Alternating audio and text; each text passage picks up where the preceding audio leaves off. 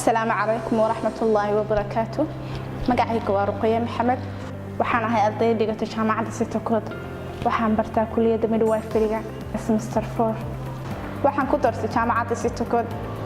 تيدا waxbarashadeeda sidoo kale waxaan ku doortay kulliyada midwife friga ama umulisada inaan ugu adeego bulshadayda iyo inaan ku kala badbaadiyo hooyo iyo dhallaankeeda jaamacadayadu waxay noo diyaarisay laba aad u qalabeysan oo aan ku qaadano practicalka casharada aan baranay sidoo kale waxaan aanaa practical ka baxsan jaamacada oo aan ku soo qaadano goobaha caafimaadka sida MCH-yada iyo isbitaalada